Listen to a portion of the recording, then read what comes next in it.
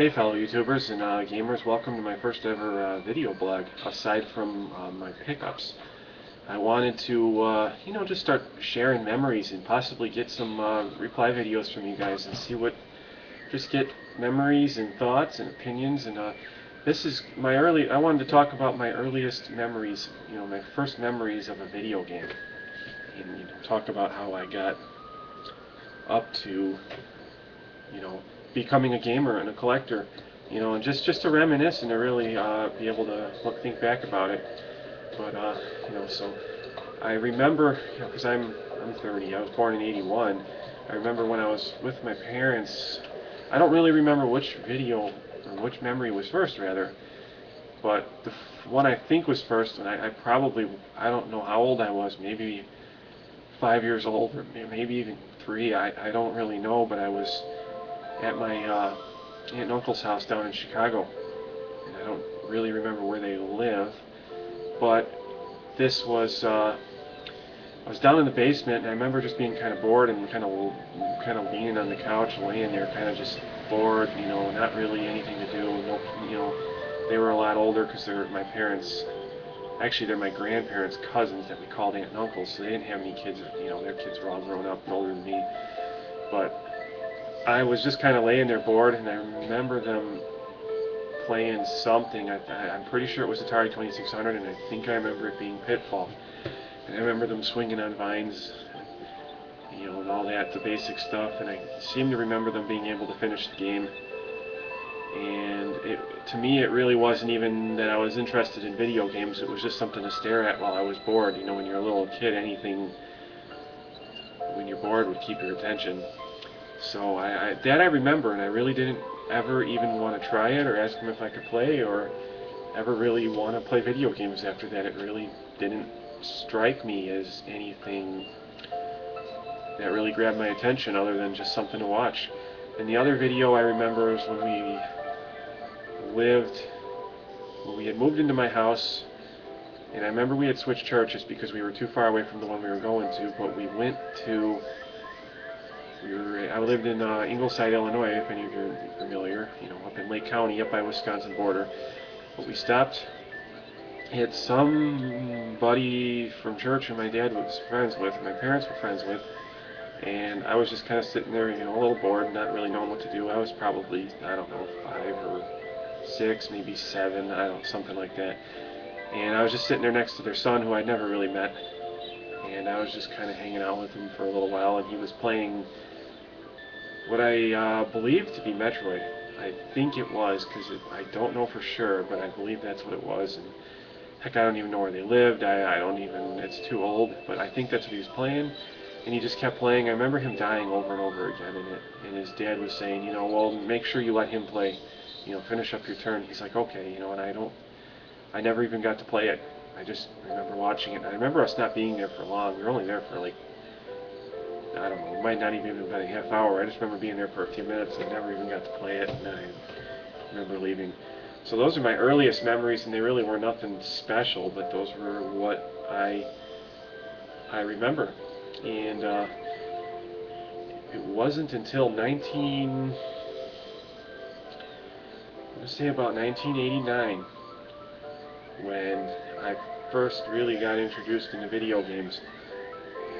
My mom had 2 brothers and 2 sisters, and they had an Atari 2600 when they were kids, and my grandparents had given it to us.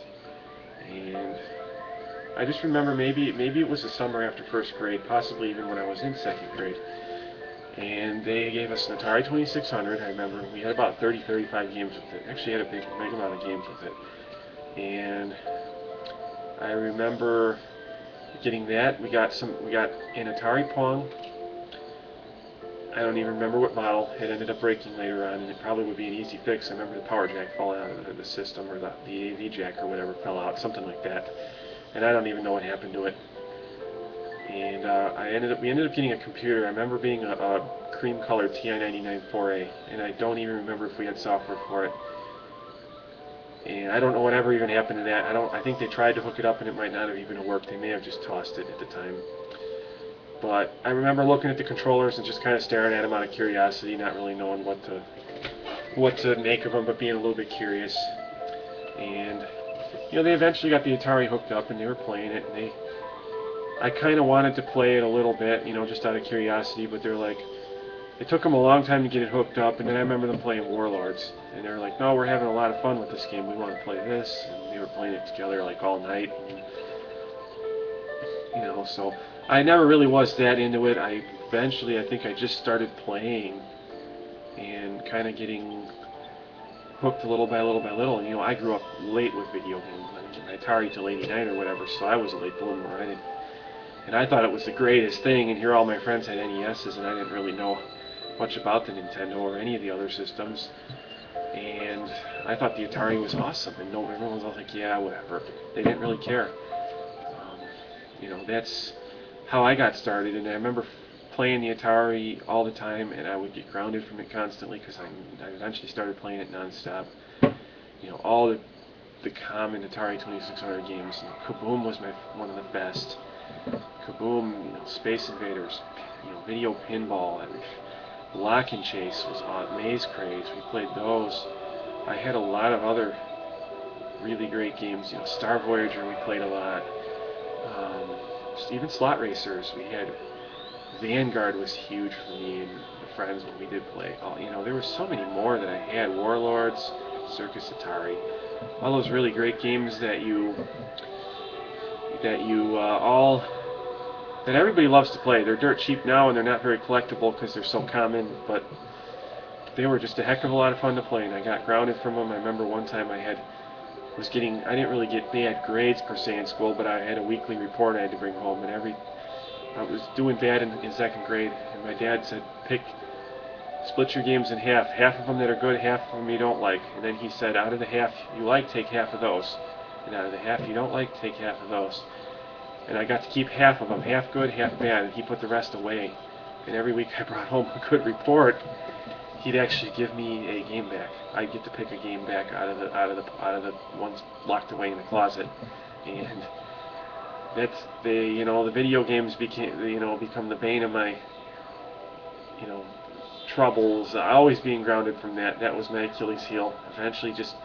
And I remember getting the Pong hooked up, and I was so excited telling my mom I finally figured out how to get it running.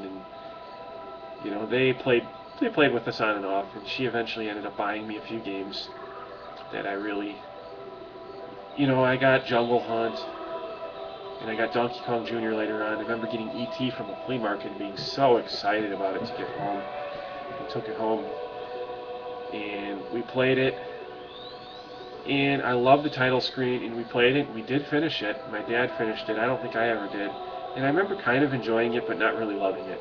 I mean, some people just hated it. I never thought it was a terrible game, but we liked it. We had some fun with it. It was worth a couple. We probably paid $2 or $3 for it back in the early '90s. So it was worth a couple bucks. From a flea market we go to we go to a flea market up by the Dells because my grandparents had a summer home up there. And I also remember us playing Kaboom constantly. And eventually, I knew about the 10,000 point trick, but could never do it. Some friend, babysitter of ours, friend could do it. She would tell us stories. And I just remember always trying to, but I could never do it. I still can't do it now. I can get about 6,000 in Kaboom. But I remember going up to the Kaboom got loose, and I think the cartridge was damaged, so the cartridge would wobble, and it wouldn't go in the system right. And I remember my dad finally getting it to work, but my sister, for whatever reason, thought she was doing us a favor and threw it away because it wouldn't work really well. It was tough to get it to play, and we were so upset. And I remember, we went up to the flea market again, and we found a copy there, but I also found a ton of other games, and I remember I used to scrounge through the Atari catalogs, and I ended up picking up Berserk instead, just because of curiosity. I wanted to play something new. And for what it was, Berserk was an okay game, but I really didn't like it that much. Probably even played it less than E.T. overall. And I just really remember my mom saying, you should have just picked up Kaboom. You know how much you guys like that game. Why didn't you just get it? But, that's what happened, and I never got it. I remember playing, but I just played it all the time. I was limited to an hour a day, and there was times when I was grounded, and I was limited to a half hour a day because I would never do stuff. So that was the story of the Atari 2600. And you know, I finally, I really started realizing that there was other stuff out there. My uncle had borrowed an Intellivision around maybe 1990, 1991, and he showed it to me and showed me a lot of the cool games. He's like, yeah, I got Lock and Chase for the Intellivision. And I played that. He showed us Shark, and I remember we loved Burger Time when we played it there. We were there for a party or something. And I don't remember really any of the other games, so I think he had a little box full, and he was only borrowing it. We loved it. And I remember a time when we were at my cousin's house, and I was grounded from video games and couldn't play, and they had a TurboGrafx 16, and I watched it. I could watch but not play. You know, Blazing Lasers and Bonk and Legendary X and all those good games. It seemed like the coolest system that I never really had seen again, only knew it existed. And finally, I really started playing the Nintendo a lot. It's every time I go to my friend's house, my cousin's house, that's all I wanted to do. I would just beg them to play Nintendo. Mario, you know, at my grandparents' house, I slowly started, you know, being just less and less excited with the Atari 2600. And, you know, I still played it, but I just wanted a Nintendo.